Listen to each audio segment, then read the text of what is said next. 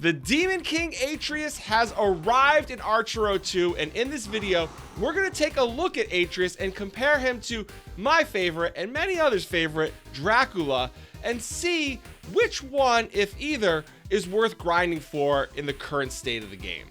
So in the new Demon King class, you have the ability to do the Demon King battles where there's 7 different stages, as well as the Demon King summon, where if you're lucky, you can get the Eon Core, which can be used to purchase the shards you need to unlock the Demon King. Now in the Demon King battle, you actually get to play as the Demon King Atreus. And if you haven't checked it out yet, Demon King Atreus' main ability starts with a shield. So let's go into the stats and the different things you get at the different stages of King Atreus, and then we'll compare him to Dracoola. So you'll see at level 1, Demon King Atreus starts off with a shield that's equal to 50% HP.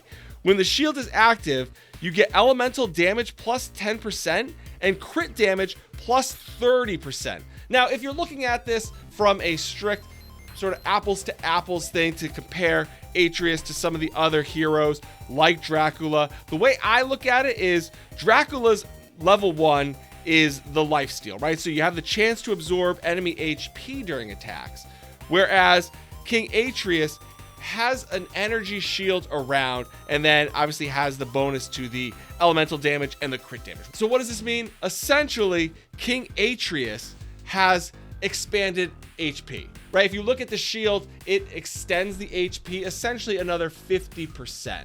Whereas with Dracoola, you have a set limit of HP that you can continue to refill. Atreus is giving you more damage essentially. Now, the nice thing with level 1 Atreus is you're getting those other elemental buffs and the crit damage, whereas with Dracoola, you're just getting some of that lifesteal. Now, at level 2, you have the chance to summon dark energy orbs when the enemies are hit. This can pull hate.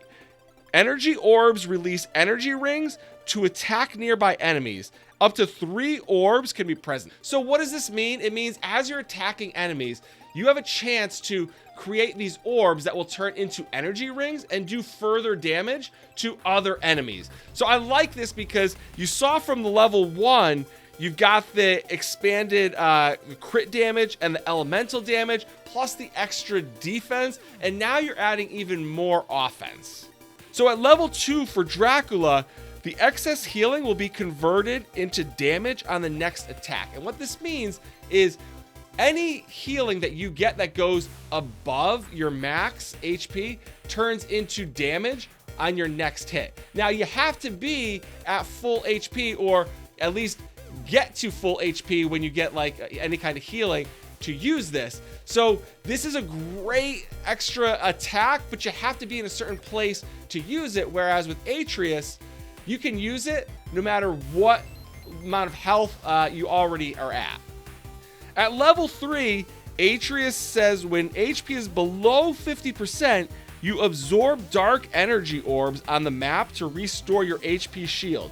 Each orb restores 10% HP. Now this only triggers 1 time per game. So what this means is when you fall below 50% health, those orbs will actually start to regenerate the HP of your shield. Now this can be incredibly helpful, especially when you're below 50%, to sort of then get back that shield that can essentially be extra HP. For Dracoola at level 3, when HP is above 50%, your move speed is plus 20%. So this is sort of the opposite. So for Dracoola, there's the benefit of always staying with a high HP. So if once you're above 50%, you're getting that extra movement speed. And again, you're still getting that lifesteal as you're playing, which doesn't go away and only continues to help you sort of stay above that 50% threshold. Whereas with Atreus, you're really looking at that level 3 benefit, helping you on the lower end. So when you're in trouble, it's sort of there to save you. Whereas with Dracoola, when you fall below 50%, there's no extra benefit to try to help you get back up. So with Dracoola, you have to stay really at the top that 50% to start getting all of the benefits. Now at level 4 with Dark King Atreus, the dark energy orbs will form a binding field when destroyed. Enemies caught in the field will have their projectiles slowed and damage taken increased. This field will last 10 seconds. So this is a really nice bonus at level 4, because not only are the enemies inside this field gonna take more damage, but their projectiles are also slowed, so it helps you defensively and offensively at the same time. And at Dracoola at level 4, at full HP, your attack power is plus 40%, which is a huge bump. A really nice bonus there, but you have to be at full HP to be able to benefit from this. So you'll notice for most of Dracoola's bonuses past level 1, you really need to be above 50% or at full HP to be able to benefit from these. Whereas with Atreus, these work at whatever your HP is, except for level 3 where you have to be below 50%. So now we have to compare the two, Dracoola versus King Atreus. And this is a tough one for me because you know I have been a huge Dracoola fan up to this point and continue to be. However, looking at Demon King Atreus's abilities, I do have to give the edge to Demon King Atreus over Dracoola. Now, we can debate this, and we can also look at it as a free-to-play player. Both of these characters are incredibly difficult to level up, and we don't yet know exactly how you're going to have to level Demon King Atreus up. It does look like there may be, I've heard some stories that this event, this Demon King battle, that the luck for the Demon King summon carries over, so it does suggest there may be future events like this where you can get additional shards. But again, those shards are hard to come by, and it's hard to level those characters up. So if we were looking at which characters above all these are best to grind, I'm still gonna say it's probably these lower level characters.